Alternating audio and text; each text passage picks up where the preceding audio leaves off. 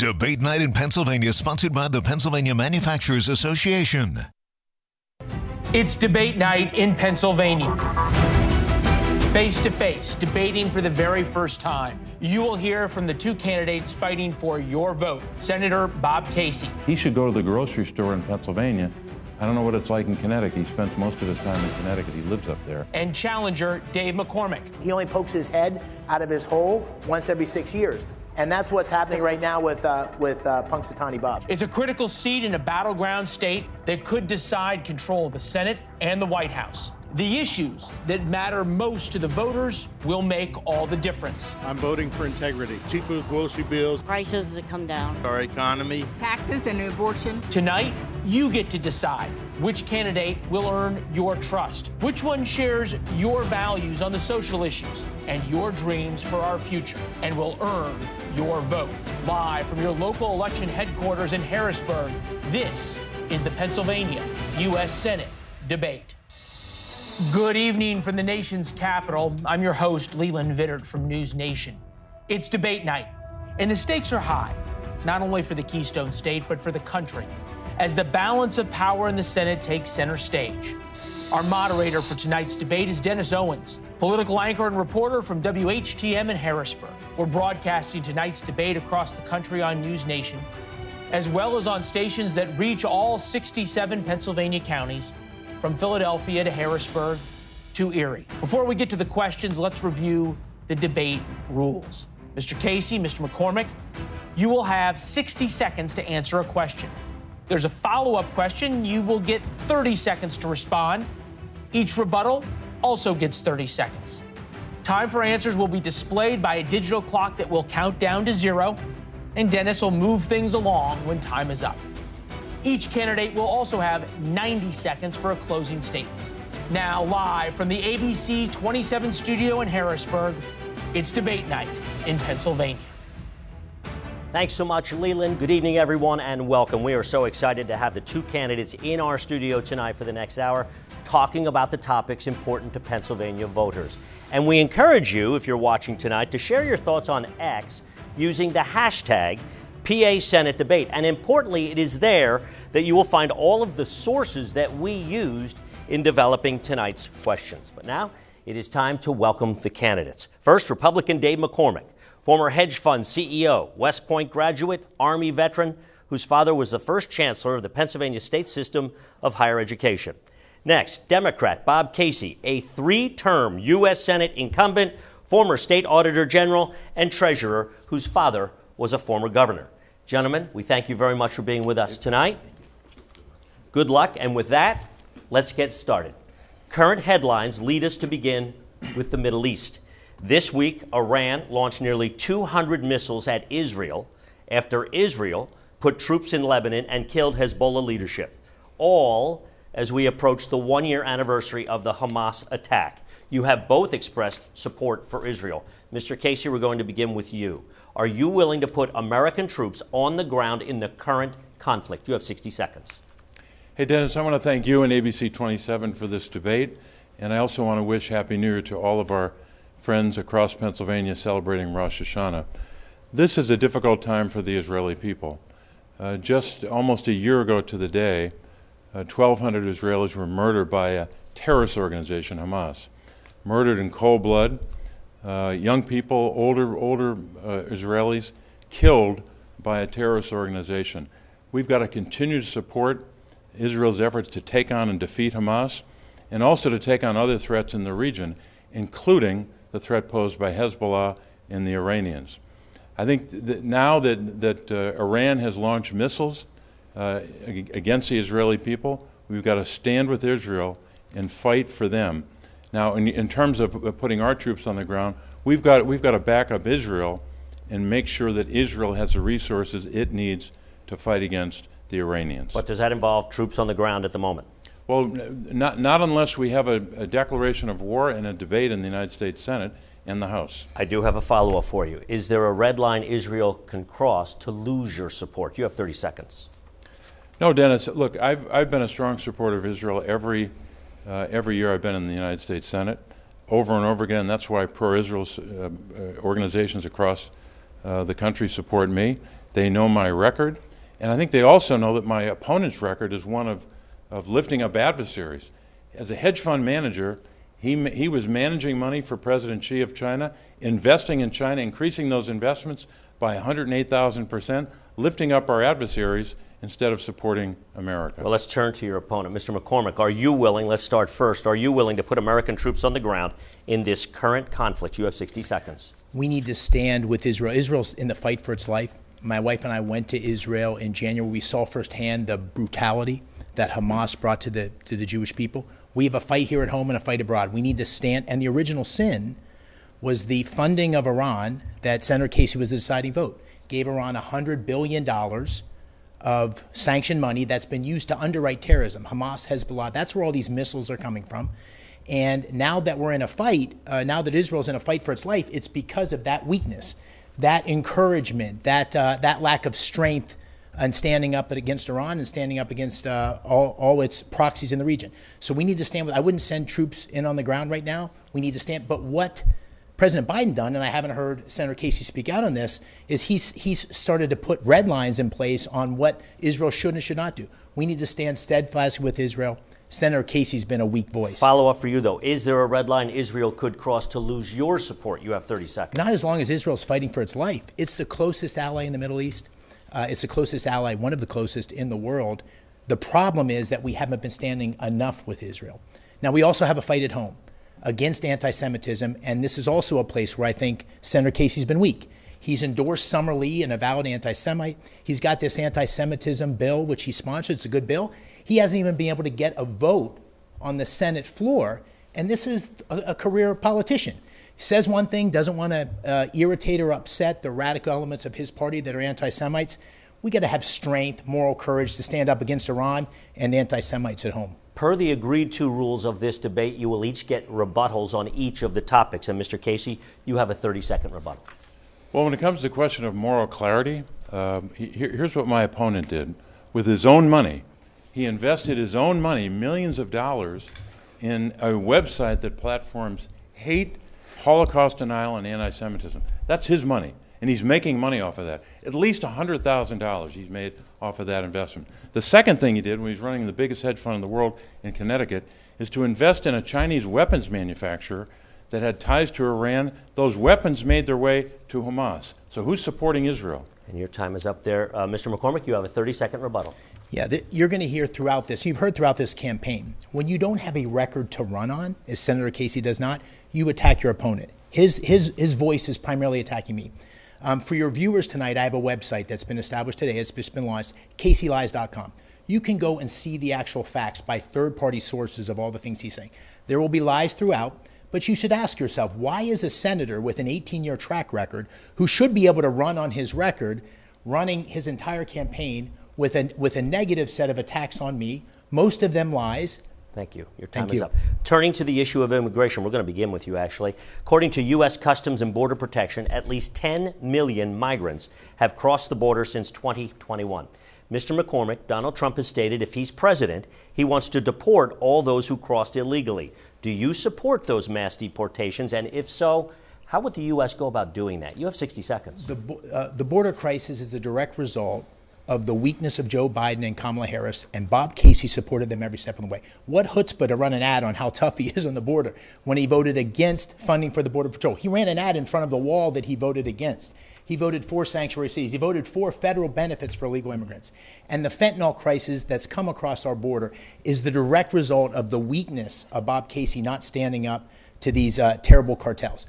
So this man has very little that he can say with credibility on the border. We have an enormous crisis. We learned just recently that 25,000 convicted murderers and rapists have come across the border. Absolutely, we need to send them home. We need to deport first and foremost those convicted criminals. We have hundreds of people that are on a terrorist watch list. We have made Americans less secure. We've made our country less secure. We've made Pennsylvania less secure because of the weakness of Bob Casey and the Democrats on this issue. I will be strong on this issue on day one. 15-second clarification. How would the U.S. go about doing that? Well, that's the problem. I went to the board. I've been to the board twice. And Senator, you speak a lot about the board. I suggest you go. I've been there more times than the senator and the borders are. And what you see is these people come across the border, and in 2 days, they are let loose on our economy. So it's going to be very hard to track them down. It's going to be an enormous logistical challenge, but we have to do it to break the incentives of people coming across our border. Thank you. I want to turn to Mr. Casey. In the past 6 months, President Biden has reintroduced policies similar to Donald Trump's that have reduced border crossings. Do you support the continuation of the former president's policies? You have 60 seconds. Absolutely support those policies, and those numbers are coming way down. But here's the problem, Dennis. We don't have the resources at the border that we need. If we want real border security, we've got to invest in it. We've got to invest in hiring thousands more Border Patrol. That's in the bill that I voted for twice this year. The bill that my opponent opposes because the leader of his party said don't support it because it might help us politically not to have the problem solved. That same bill is supported by the Border Patrol Union. So I guess Mr. McCormick knows more about border security than the Border Patrol. I don't think so. That bill also would provide the investment we need in the technology to find fentanyl, to screen fentanyl. This is a vehicle problem coming across the border, often driven by American citizens, vehicles packed with fentanyl. We cannot allow that to continue. My opponent, unfortunately, as a hedge fund CEO, invested millions of dollars in the largest producer of fentanyl. Mr. McCormick, 30-second rebuttal on immigration. Well, Senator Casey is rich with his strength on the border when he's time and again voted against the measures that are necessary to get our border secure. He said very clearly when President Trump was president, we don't need a wall for border security. The fentanyl crisis, I sat with 4 fentanyl families very recently in my home in Pittsburgh. It's a tragic crisis. It's gotten out of control under Senator Casey, and this is something that we need leadership to go across the border and take on those cartels. Senator Casey's shown none of that leadership. He showed up now very recently as a strong advocate for the border. He hasn't even been there. Thank you. Mr. Casey, you have a 30-second rebuttal. Talking about leadership, leadership would be a Republican candidate for the United States Senate talking a lot about border security. Leadership would be taking on the leader of your own party and anyone else and supporting the bill. That would be leadership. And that would be strength, not weakness, in the face of that pressure. The problem we have at the border is one where is one of a lack of investment in the strategies we know that work. Hiring more Border Patrol would help. He doesn't want to do it because he doesn't want to take on the leader of his party. And I also remind you, when he was running a hedge fund, he invested in the largest producer of fentanyl in China. Thank you. I have a follow-up for you, Mr. Casey. The Blair County Sheriff blames you for the fentanyl death of his son, saying you have not done enough to secure the border. What is your response to that? You have 30 seconds. Look, Dennis, I've met so many families across the state, and whether it's a sheriff in Blair County or a mom in Allegheny County, Janet, that I met, who talked about her daughter, Brianna. This is an awful, awful tragedy for those families. That's why we need to invest in the strategies that we know work. He won't do that because he's weak in the face of the political pressure from his own party. We can solve this problem by investing in the technology, hiring thousands more Border Patrol so we can inspect every single vehicle coming across the border for fentanyl. Thank you. I have a follow-up for you, Mr. McCormick. There is reporting that says, as CEO of Bridgewater, you oversaw investments in a Chinese company that produced fentanyl. Can you explain those investments? 30 seconds, sir. Yeah, it's laughable that he talks about independence. This is a man who's voted 99% of the time with Biden and Harris. This is a man who was recently asked on CNN, what do you disagree with Vice President Harris? He couldn't think of a single thing. I looked at that border bill. It's a bad bill. It's not a border security bill. It's an amnesty bill. I've looked at it compared to every other country in the world. It was a bad bill and I made my own choice. And I've shown myself to be independent from President Trump and anybody else. I am my own man. On fentanyl, the great irony of this is we invested at Bridgewater in many companies that were legally approved by the United States government. Senator Casey, in the ultimate sign of hypocrisy, invested personally in the very same company that he's referring to. Okay, and I want to let you respond to that, sir. You have 15 seconds. Not true, Dennis, and that was fact-checked. Look, Mr. McCormick, You're right. Mr. McCormick made a decision as a hedge fund CEO, the largest hedge fund in the world, when he was living in Connecticut, to invest in that company. He made that decision. The allegation he made against me was fact-checked, and it was shown to be a false charge. Okay, quick. Go to CaseyLies.com and the Pittsburgh Post-Gazette editorial, which says what nonsense Bob Casey speaks of when he talks about his strength on fentanyl. We need to move to the next topic. Okay, it's an important one. You'll both agree. Every poll has shown that the economy is the #1 issue for Pennsylvania voters who agree the prices are just too high. Mr. Casey, we're going to begin with you. You have led efforts to target companies for so-called greedflation. Critics call that government price controls. Can you share an example of where price controls have worked to benefit consumers and not hurt businesses? 60 seconds. First of all, Dennis, prices are too high, especially when you go to the grocery store to buy food or household items, items that people need every week or at least every other week. And these big conglomerates, these big corporations, rig those prices and jack them up to levels we've never seen, all while they're getting record profits. That's greedflation. We can take it on by passing a price gouging bill to go after those companies, hold them accountable. I'll argue with your premise. It's not price controls. It's investigating companies that are engaged in price gouging. You have to go into court and prove it, and they can rebut the arguments you make. That has to be proven. Here's the difference, though. I'm taking on this corporate greed. I want to pass a price gouging bill, and I want to roll back those big corporate tax breaks. He's defending them. Over and over again, he's defended these big corporations and said we shouldn't have price gouging legislation because he wants to support their corporate tax breaks. So he's perfectly fine with having price gouging. I want to take them on and hold them accountable. Okay, thank you. And I have a follow-up for you, Mr. Casey. You were also targeting shrinkflation, companies charging the same for less product. We are 30 miles away from the snack food capital of the world. Have you investigated any of these Pennsylvania companies for shrinkflation? You have 30 seconds. Well, I don't necessarily conduct investigations. We did a report on shrinkflation, which covered a lot of companies around the country.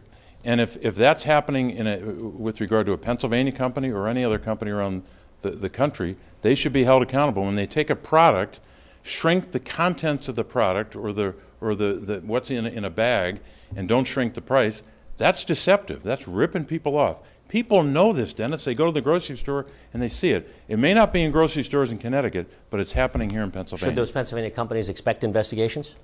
Well, if we can pass legislation to have the same power at the federal level that attorneys general around the country have, yes, to hold those companies accountable. We should do that. Okay. He won't do that. He's against that. He doesn't want to hold them accountable. He thinks that they should just be able to engage in shrinkflation or price gouging. He doesn't want to hold them accountable. I do want to turn to Mr. McCormick. If Donald Trump were to win, one of your first votes... I need an opportunity to respond to that, Dennis. Take 15 seconds. Listen, when you're spent your entire life in public service, elected office, 30 years, you're like a hammer looking for a nail. The cause of inflation is the policies, the out-of-control spending of Biden, Harris, and Casey. Bob Casey voted 100% of the time for that $5 trillion of new spending. The experts at the time, Larry Summers, the San Francisco Fed, said this would create inflation. This has been tried in America. You are going to have a rebuttal, so we'll let you get into that. But I do have a question I want to ask you. Yes, sir, please. If Donald Trump were to win, one of your first votes as senator would likely be expiring tax cuts. Critics say those tax cuts mostly benefit corporations and the wealthy. How would you vote on extending tax cuts, and why? You have 60 seconds. I would be in favor of extending the Trump tax cuts. They are middle-class tax cuts as well. For a family that makes $50,000 a year, it's a $2,500 tax increase that would happen under Bob Casey. There's already been a 20% tax increase under Bob Casey because inflation is stealing money out of the pockets of working families. I would also, in that extension, want to add additional dollars for a child tax credit. I'd want to add money for fertility tax credit, IVF tax credit, which I proposed. But yes, I would extend those tax cuts, and the corporate tax cuts are necessary to ensure that America continues to be competitive. Bob Casey doesn't understand how the economy works. That's why he's trying to do all this economic voodoo stuff with price controls. Let's further talk economy. A follow-up for you, Mr. McCormick. The national debt is at $35 trillion, just went past that this week and growing. Congressional Budget Office projects that tax cuts would add trillions more to the debt. How do you justify increasing that debt by extending those tax cuts? You have 30 seconds. Well, listen, if you look at spending over the last 20 years, Republicans and Democrats alike have spent too much. Under Biden, Harris, and Casey, it's a hockey stick. $5 trillion of new spending. As I said, the experts said at the time, Bob Casey confidently said, no, this isn't going to cause inflation. It's caused record high inflation. So that's the main cause of inflation, and that's what's driven the debt. Now, we have a problem. When you have $1 trillion of interest payments, it's bigger than your defense budget, we have a problem. The first thing we need to do is roll back all these ridiculous subsidies for EV buses and charging stations, and billions that have gone into solar. Your time is up. This is what the economy's happened under Biden, Harris, Thank and you, Casey. sir. Mr. Casey, you have a 30-second rebuttal. Well, you just heard his plan, Dennis. His plan is to double down on a debt explosion. We already had a debt explosion of $2 trillion under the 2017 bill. Now he wants to double down on that, support a bill in 2025 will jack up the debt by $4 trillion at least. Some people believe it's higher than that. That's his plan. You know what happens when that plan goes into effect? Social Security and Medicare and Medicaid are on the chopping block. We cannot allow that to happen. If we're going to have tax reform in 2025, it has to be a cut for the middle class. Mr. McCormick, 30-second rebuttal. Well, listen, the reason that Social Security and Medicare are, and the debt is such a spiraling out of control thing is because of the spending of Biden, Harris, and Casey. And Kamala Harris just gave her new speech, her new economic policy, $2 trillion of more spending and price controls that Bob Casey's promoting. Listen, as a senator, and Casey's lied about this as he lies about most things, I would support and stand by Social Security, stand by Medicare. I wouldn't accept any changes to those programs. And Senator Casey's lying if he says anything to the contrary. Moving now to the topic of abortion. Mr. McCormick, during our 2022 primary debate in this very studio, you said you believe in only rare exceptions for abortion when the life of a mother is in danger. However, you now say you support additional exceptions. Tonight, can you clarify where exactly you stand on those exceptions? You have 60 seconds. Yes, listen, this is an extremely polarizing issue. As you know, I have 6 daughters, so this is something we spend time talking about. I believe this should be a state's right. I believe states should decide. Pennsylvania has a law. It's been supported by Democrats and Republicans, like it was signed into law by the senator's father, Governor Casey. I support the 3 exceptions. I would not favor an abortion ban of any kind, legislation to support a national abortion ban. Senator Casey has voted for legislation. There's no senator in the Senate that's flip-flopped more on this issue than Senator Casey. Senator Casey has signed legislation that would allow abortions up until the due date and has government funding supporting them. And the thing that I said in that debate, I did say, and I'd also said before that and after that I was in favor of the 3 exceptions. You can find that on CaseyLies.com. My video recordings of my position. So my position hasn't changed. And Senator Casey's position has changed. And Senator Casey is lying about this because he wants to polarize this issue. It's a tough issue. We have a follow-up for you on this, Mr. McCormick. You've said you do not support a national abortion ban. But are you concerned that women in other states don't have the same rights as women in Pennsylvania? You have 30 seconds. Well, I'd say 2 things on this. I think it's important that voters decide. The voters in these different states have to decide what's best for them. They have different preferences, different desires. So that's why I say states' rights. In addition to that, I think we should talk more expansively about reproductive rights. And so one of the things I proposed is an IVF tax credit. When I was a CEO, I gave IVF to every single employee. It's hugely expensive. Right now, only wealthy people can afford fertility treatment. So we need to make fertility treatment much more accessible. We need to make contraception widely acceptable. Senator Casey is banging this drum, and he's the guy that has changed We're going his to turn position to more than Mr. anyone. Casey right now. Thank you. You were first elected to the Senate as a pro-life Democrat, but in 2022, after Roe was overturned, you voted to protect abortion rights. What do you say tonight to voters who supported you based on that pro-life position? You have 60 seconds. Dennis, in 2022, when the Supreme Court overturned a 49-year right, it overturned Roe v. Wade, I think everyone had to make a decision, including senators. I made a decision to support the Women's Health Protection Act. I don't support Republican efforts to ban abortion across the country. But just remember what Mr. McCormick just said. He talked about his position on abortion, but it's different than it was just 2 years ago when you asked that question. Your question was very specific. What exceptions do you support? And he said life of the mother, not an exception for rape, not an exception for incest. So his words now are a big change. But when the decision was made to overturn Roe, his reaction was that decision made him, quote, very, very happy, unquote. So that's where he's been on this issue. And when you talk about bans in other states, a woman in Florida hemorrhaging and had to go on a ventilator before her life was saved. I don't think we want to see that in Pennsylvania. I have a follow-up for you on that, however, Mr. Casey. Should there be any restrictions on abortion? 30 seconds. Dennis, I support Roe v. Wade. And Roe v. Wade was the consensus across the country. It would allow reasonable restrictions. That's what I support. Thank you. Mr. McCormick, a rebuttal on abortion. You have 30 seconds. Yeah, do you see that? So no person in the Senate has changed. Senator Casey said he wanted to overturn Roe v. Wade. Senator Casey was only for one exception, which was life in the mud. Now Senator Casey is saying this. He also just signed legislation that allowed abortions up into the 9th month. So different than what he just said. And he supports government funding for them. So I'm not going to take any preaching from Senator Casey on my position on abortion. And it's something that we need to get past and let people in all these states decide what's best for them. Mr. Casey, you have a rebuttal, 30 seconds. Yeah, Dennis, we've heard a couple of times tonight about telling lies. Look, probably the biggest lie told in this whole election, that probably most Pennsylvanians have never heard a bigger lie, was the lie when my opponent said he lived in Pennsylvania when he was living in Connecticut.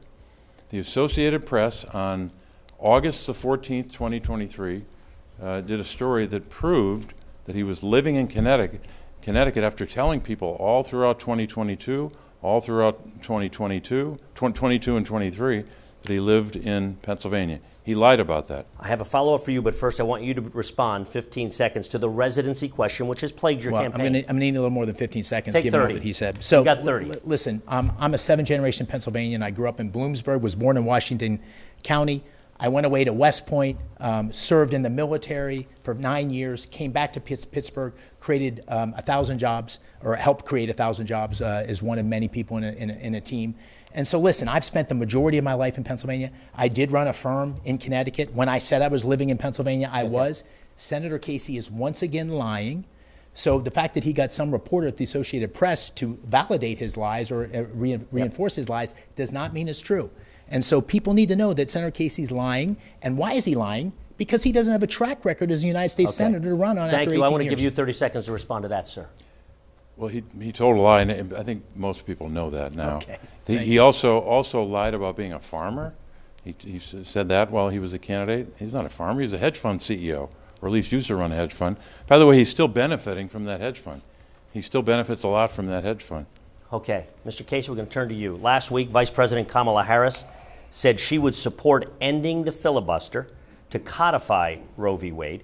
Do you agree with lowering the threshold from 60 to 51 votes in the Senate to legalize abortion nationwide? 60 seconds. Dennis, I've been on record for a good while now supporting lowering that threshold to 51 for a whole variety of matters and issues that come before the Senate. Right now, the filibuster acts as a block to make progress on background checks for common sense gun legislation to make sure that we have background checks in place supported by 85% of the American people. That's blocked because of the filibuster. Women's rights are blocked. Voting rights is blocked.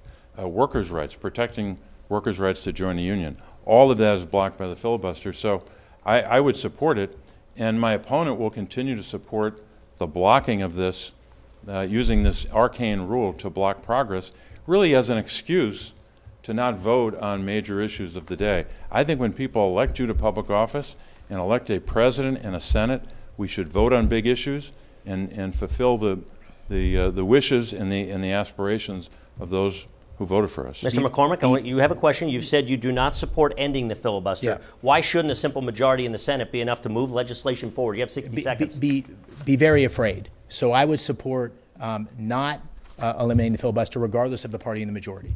Imagine a world where Kamala Harris and Bob Casey is in the majority in the Senate. You heard her speak. She wants to ban fracking. She wants to have mandatory buybacks of your guns. She wants to give citizenship to illegal immigrants. Bob Casey's a sure vote. He is a 99% vote for Biden-Harris. He'll be a 99% vote for Harris-Walz. That is what you're dealing with, a career politician who is too weak and too liberal to stand up against his own party. And so that's why I would vote against it. We shouldn't have extremes on either side. The Senate was meant to be the place where you would bring wisdom and reserve. And if Senator Casey is in the majority and Kamala Harris is president, there will be a set of policies that are completely out of step with Pennsylvania, completely out of step with the country, and it will be irreversible. That's why I'm opposed to it. Mr. Casey, rebuttal on filibuster. You have 30 seconds.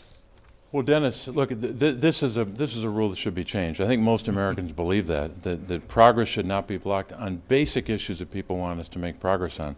But look, he's not going to support it because he doesn't want us to make progress on those issues. He doesn't support the Voting Rights Act, the John Lewis legislation. He doesn't support the Women's Health Protection Act. He doesn't support legislation to protect unions. And he also doesn't want us to talk about his own record as a hedge fund CEO, where he made a lot of money investing in China and hurt Pennsylvania doing it. Thank you. Mr. McCormick, you have a 30-second rebuttal. Well, listen, I mean, we've talked about my business career. Bob Casey is not only anti-business, he's anti-success. I ran one of the great firms in the world. The funny thing about it is it was very successful. It invested about 3% of its investments in China, invested around the world. It was working for teachers, firemen, and policemen.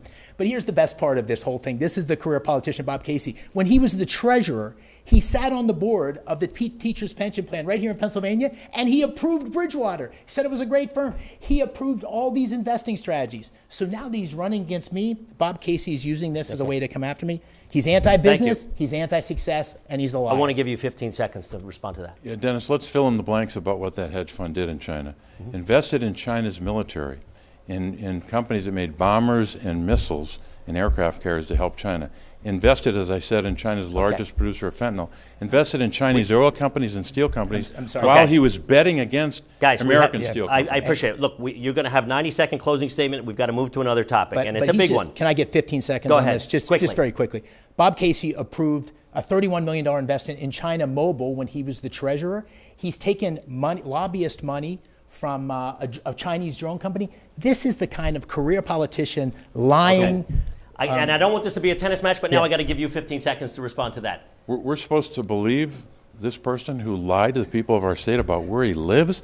How does someone tell a lie to the people of the state he seeks to represent about where he lives? Gentlemen, we need to move to the next topic. It's a big one you'll want to talk about. Fracking, natural gas industry are critical to Pennsylvania's economy. We're going to begin with you, Mr. McCormick. How do you plan to balance supporting the industries while also protecting the environment? You have 60 seconds. Listen, what the Democrats have done and Bob Casey's voted for has been the most idiotic energy policy I've ever seen. So first of all, we constrained our natural resources, particularly fracking around the world in Pennsylvania. You don't have to ban fracking to ban fracking. All the things he's voted for and supports bans fracking. And essentially what's happened is we've lost our ability to be energy dominant.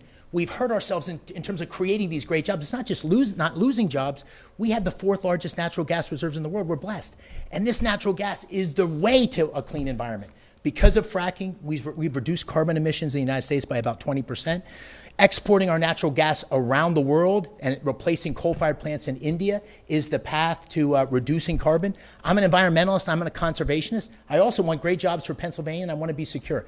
Bob Casey, and Bob Casey has made us more dependent on China because these huge subsidies for EVs and solar panels we have to buy from China. So 70% of the lithium batteries and the solar panels come from China. I can't think of a more stupid set of policies, and I'm anxious to hear Time is up, sir. Mr. Casey, same question to you. How do you plan to balance supporting the natural gas industry and protecting the environment? You have 60 seconds. Dennis, my record's pretty clear on this. Number one is I supported legislation just 2 years ago that made the greatest investment in clean energy in American history, allowing us to combat climate change, and at the same time have supported an all-the-above energy strategy for Pennsylvania.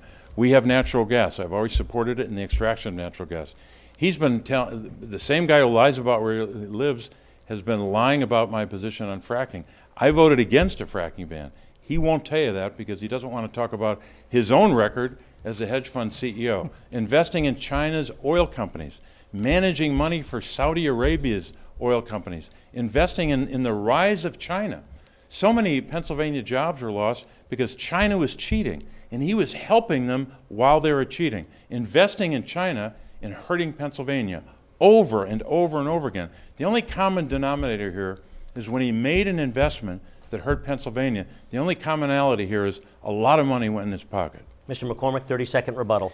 You know, Senator Casey keeps coming back to my record because he can't defend his own. He can't defend his own on China. He's been in the Senate for 18 years. Ask yourself, where's his legislation get tough on China? Oh, it just came up a couple months ago. That's what happened. My mom's from Punxsutawney. Punxsutawney Bob pops his head out every 6 years and tries to act like he's doing things. This activity, it's all activity. He said on the LNG export ban that President Biden put in place, you know what he did to stop that? He sent a stern letter. That's what we have in this senator. A guy who keeps his head down, pops it up for political benefit, and gets nothing done. We're out of time, Mr. Casey. You have a 30-second rebuttal, sir. Well, look, I think the record of his investments are pretty damning. When you look at the investments in those China entities, whether it's a Chinese weapons manufacturer that had ties to Iran, why would you invest in a Chinese weapons manufacturer with ties to Iran, and then the weapons found their way to Hamas? The IDF found them after Hamas attacked the Israelis in the in the prosecution of that war against Hamas. Why would someone do that? It's because he wanted to make a lot of money and put it in his own pocket. Another recent headline, Constellation Energy and Microsoft announced a plan to restart a reactor on 3 Mile Island, the site of the worst nuclear disaster in U.S. history. Mr. Casey, we're going to start with you. Do you support the reopening and the use of federal dollars for nuclear projects? 60 seconds. When I said I'm for all the above energy portfolio, I include nuclear. We've got a strong nuclear base in Pennsylvania. I'm glad to see activity there at that site. We have to know more about what they're asking for. They asked for a loan guarantee, and that'll go to the Department of Energy. But look, Dennis, when we have those opportunities, we should take them to have investments made in our energy infrastructure or energy resources. But again, I'll go back to the same point. Mr. McCormick doesn't want to talk about those investments because he knows that people get a little uncomfortable when you've invested in an adversary and made money off of it. Over and over again, he's invested in adversaries and made a lot of money off it, and I don't think that's the kind of senator we want, because it seems like the same guy who spent time as a CEO prioritizing China now would go to the U.S. Senate and prioritize those billionaires. Hell, those billionaires are paying for more than half his ads. A small group of out-of-state billionaires supporting a candidate who is living out of state. Mr. McCormick, same question. Do you support reopening 3 Mile Island, and would you approve federal dollars for such nuclear projects? You have 60 seconds. Yes, I'm in favor of, as the Senator said, all forms of energy. What I'm not in favor of is hundreds of billions of dollars of subsidies for clean energy projects that are driving inflation across our economy and across our country and making us more dependent on China.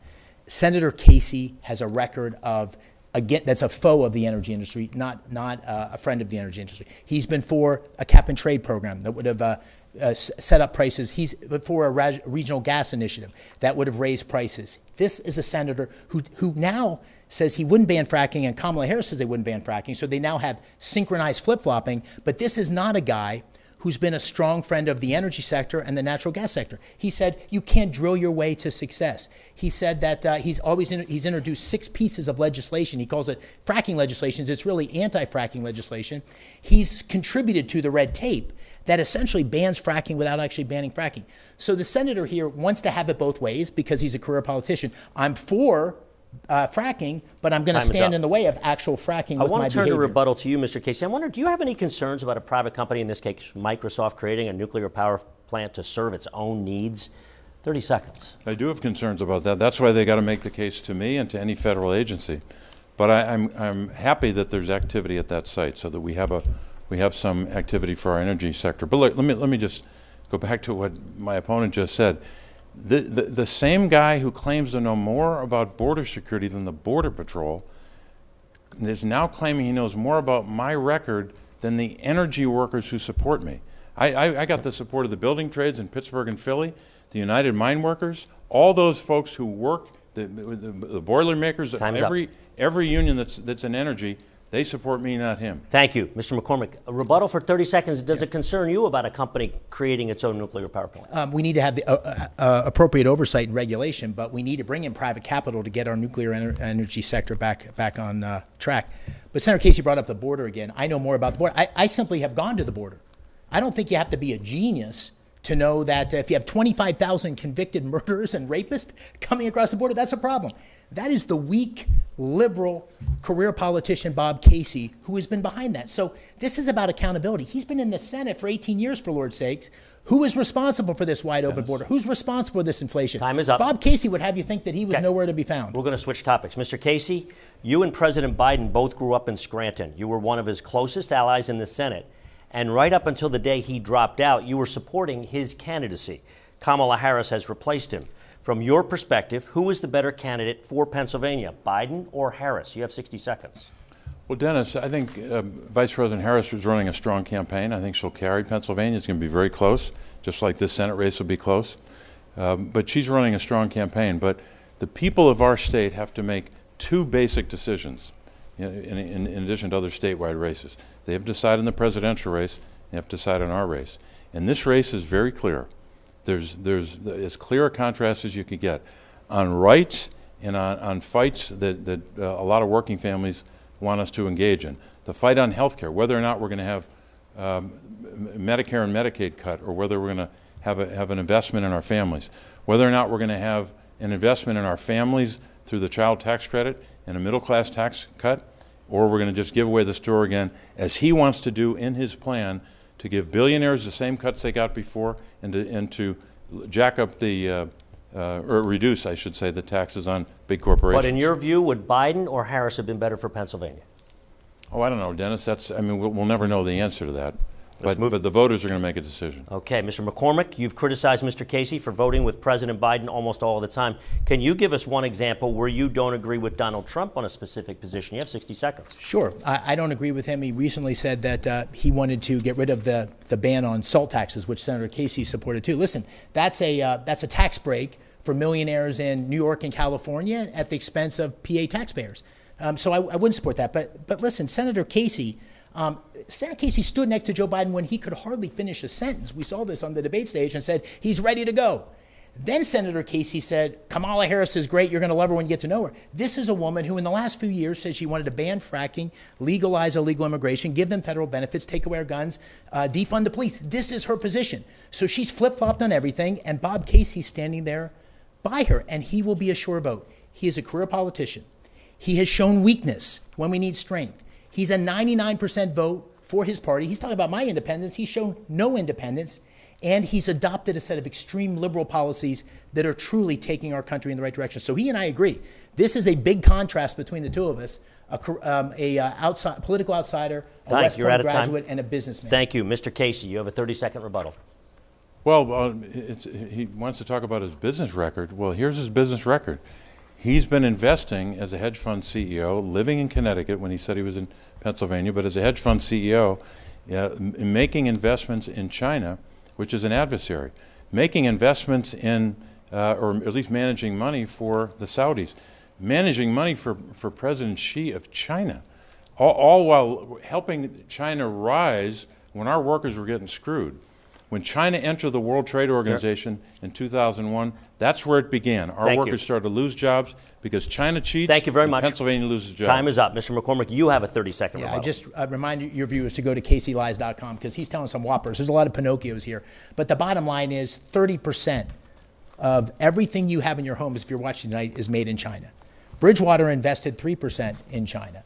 And Senator Casey, as the treasurer, oversaw Bridgewater before I got there and approved all these investments. So he's a hypocrite and a liar. But this is a much more important question about what the future holds. So he's trying to attack my record. Listen, he's anti-business, he's anti-success.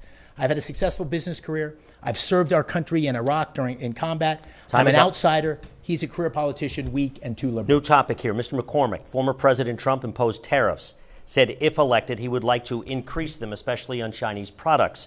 Most economists say this will lead to higher prices. Do you support those tariffs? You have 60 seconds.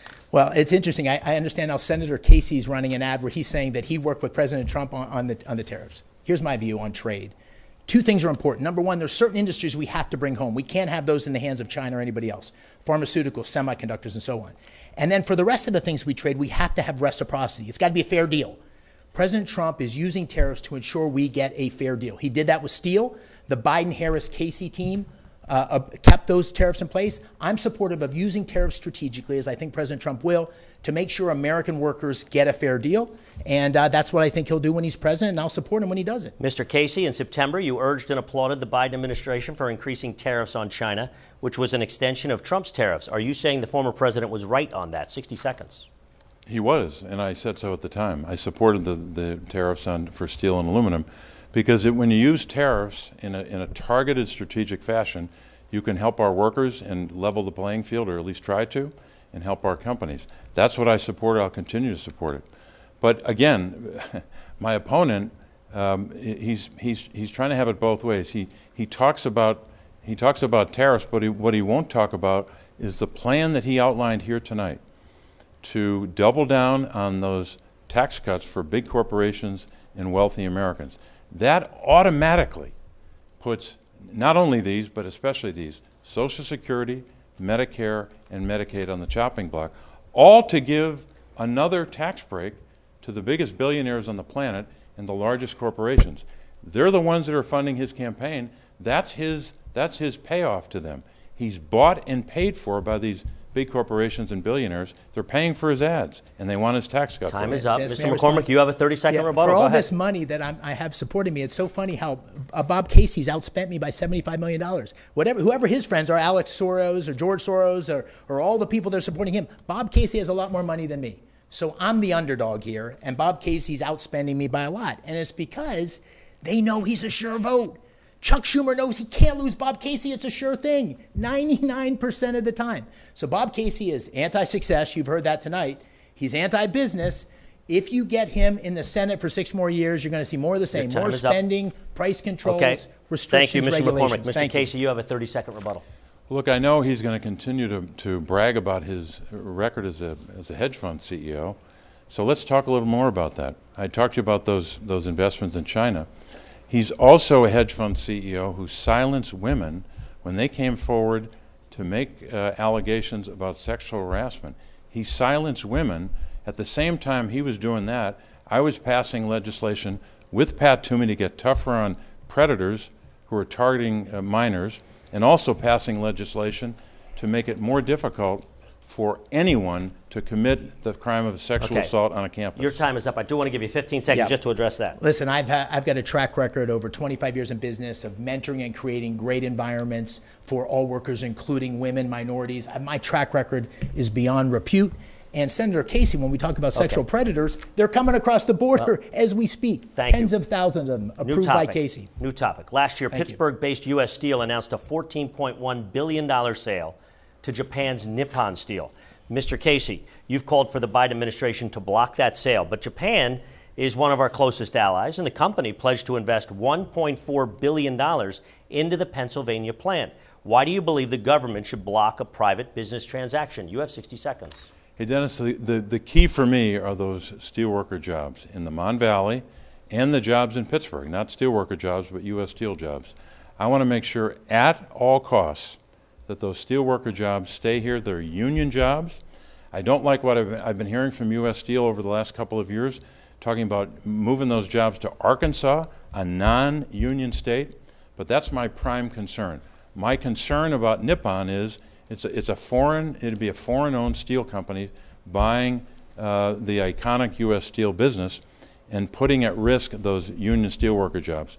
We cannot lose those jobs. It would be devastating for the Mon Valley, and I think it would be devastating for Pennsylvania. Mr. McCormick, perhaps you agree on this because you've also said if elected you would fight to block the sale. Why do you believe the federal government should be intervening in a private business transaction? You have 60 seconds. Well, generally speaking, my view will be let's not have the government get too involved, like Senator Casey's always government. But in cases of national security, where a domestic steel industry truly is important for America's future, then I think you got to intervene. And in this case, even though Japan's an ally, Nippon owns operations around the world in China, Iran, Russia, and elsewhere. And I think this does pose national security concerns that you'd have to work through. So I'm opposed for that reason. But listen, this is a beautiful question because U.S. Steel was actually going to invest billions of dollars in the Mon Valley a few years ago. And instead, it took a new plant to Arkansas. And the reason it took a new plant to Arkansas was because the Allegheny County government blocked the new project on environmental grounds. Now, if I was the senior senator from Pennsylvania, I'd be standing on the desk of the people in Allegheny County getting that great investment, those jobs here. This is the kind of failure of leadership that's taking Pennsylvania in the wrong direction. We have a senior senator who keeps his head down and doesn't fight for Pennsylvania. Thank you. Your time is up. Mr. Casey, I want to give you a 30-second rebuttal. He was in Connecticut when that was going on, so let's be clear about that. Running the biggest hedge fund in the world, hurting our state when he was investing in China's military, investing in adversaries. So he doesn't have any standing to talk about what should have been done in Pennsylvania. And secondly, when you hear what he just said, he favored the outsourcing, and he's an expert on outsourcing, by the way, favored the outsourcing of those jobs to Arkansas, meaning union steelworker jobs would not be in Pittsburgh, in the Mon Valley. That's the difference between us. I'll fight for those jobs. I'll fight for those union jobs. Mr. McCormick, you have a 30-second rebuttal. What you said is exactly opposite of what I just said. I said it was because of regulations, because of Pennsylvania not making itself attractive enough that those jobs left. You should have been a leader in breaking through those regulations and those bureaucrats and that red tape to allow that investment to come to Pennsylvania. We lost those jobs because of you and your failure and your absolute lack of leadership, which is a pattern. Show me a place where you've stood up and made a huge difference for Pennsylvania. You are a weak senator. You're a liberal senator. You're a career politician who wants to have it both ways. Pennsylvania deserves better. We're in a time of crisis. Your time is up, sir. We're going to change Dennis, topics. Thank you. 15 seconds, yes, sir. Why don't you show some strength and support the border bill that the Border Patrol supports? I'd love to That's number answer one. that. Number two, he's talking a good game here about U.S. Steel. This is the guy that bet against U.S. Steel, bet on Chinese steel companies, not American steel companies. Thank you. And you'll both have 90-second closing statements. I want to remind you, new topic. U.S. Surgeon General says the mental health crisis among young people is an emergency, and social media has emerged as an important contributor. Mr. McCormick, you've called for a social media ban for kids under 16. How would you enforce that, and what penalties would you impose on social media companies that don't comply? You have 60 seconds. Well, listen, I think this is one of many contributors or possible contributors to a mental health crisis, and I know the social media companies are trying to begin to think about how to have approvals and turn on buttons that allow parents to be much more involved in turning off social media. And I think there's evidence to suggest this poses a real problem to mental health. But there's a much bigger mental health crisis than just social media. It's happening in our schools. It's happening across our country. It's happening with veterans, something I've been very involved in. Since Senator Casey's been in office, there's been 20 years of 22 veterans a day killing themselves. This is absolutely unthinkable. It's indefensible. So if I get to the Senate, one of the first things I'm going to do is focus on veterans' benefits. There's a huge mental health crisis with veterans, and work to make sure that the veterans have the care they need so 22 a day aren't killing themselves. This is part of the reason we have a recruiting crisis, part of the reason we have the homeless problem with veterans. It says a lot about a country in terms of the way they've treated the people that serve. I know this as someone who served. Time is up. Mr. Casey, your Democratic colleague, Senator Blumenthal, supports similar legislation on youth and social media. Do you support any restrictions on children using that? You have 60 seconds. Yeah, I do, and I just voted for the bill. Thank goodness a bipartisan bill in the Senate to help kids, to protect them, but also to protect their privacy. I want to mention something that Mr. McCormick said about veterans. I commend his service to the country. At the same time, I've also got a strong record of supporting VA health care every time it comes up for a vote, but also being one of those senators leading the way to pass the PACT Act, the first time that we've been able to help those veterans in those who serve near those toxic burn pits. It's a great achievement. More than 1 million veterans benefited from that. On social media, though, here's the difference. I've just voted for that bill, but here's the difference. This is a candidate who invested his own personal money in a website that platforms hate, Holocaust denial, and anti-Semitism. That's not good for anyone of any age to look at, and there's no question that young people see that. And it was a bad investment. I don't know why he continues to make money off of that kind of a platform. Okay, gentlemen, time is very tight. You will now each have a chance for a closing statement. Mr. McCormick, we're going to begin with you. You have 90 seconds, sir. Great. This is the most important election of our lifetime. Our country is in trouble. Our Commonwealth is in trouble. We have wide open borders. We have a weak economy. America's going in the wrong direction, skyrocketing prices that are putting enormous pressure on most families. I'm a seventh-generation Pennsylvanian. I'm a political outsider. I'm a businessman. I'm a West Point graduate. I'm a combat vet from Iraq. I'm running because I want to make sure the America I love is available for my 6 daughters, for all of our children. Bob Casey is not just part of the problem. Bob Casey is the problem. Bob Casey's a weak leader. Bob Casey is a career politician. Bob Casey went to the Senate to change Washington. Washington changed Bob Casey. Bob's voted for wide open borders. He voted for sanctuary cities. He's voted against funding for the Border Patrol. He's voted for federal benefits for illegal immigrants. He's voted for all these wild spending bills under Biden and Harris, which have led to an increase in prices for working families. He's been soft on crime. He's been soft on China. He's voted for tax hikes on middle-class workers in Pennsylvania, and he's voted for tax cuts for millionaires in California and in New York. Bob Casey's actually voted for biological males to be able to compete in women's sports. So let's face it, Bob, you are a liberal. And this is not the Bob Casey you elected for office 30 years ago. We need common sense leadership that's going to secure the border, get our economy back on track, and keep America safe. Our Commonwealth deserves change. I'd be honored to get your vote, and I'd be honored to serve as your senator. Time is up, Mr. Casey. You have 90 seconds. Hey, Dennis, thank you, and to thank ABC 27 for this opportunity.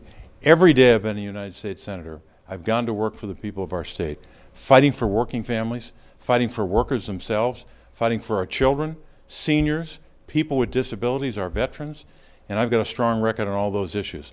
I've also fought to lower costs, to invest in strategies that will secure the border, and to invest in the middle class.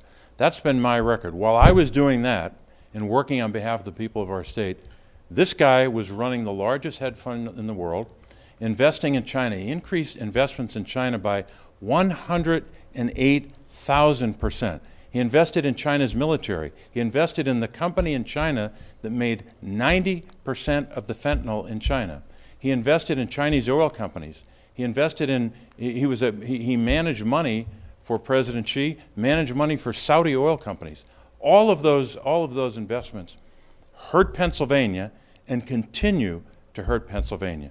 The voters in this state have a very clear choice. They can vote for a candidate who's going to vote against union rights, women's rights, and workers' rights, and voting rights, or they can vote for me, who's going to protect all those rights and fight every day for those families and win like I have. I'm grateful for the opportunity. I respectfully ask for the vote of the people of Pennsylvania on November the 5th. And we're grateful both of you joined us tonight. That concludes our debate. Thank you both very much for being here. I want to remind viewers that the election day is November 5th. Polls in Pennsylvania are open from 7 a.m. to 8 p.m. I'm Dennis Owens in Harrisburg, and this has been Debate Night in Pennsylvania.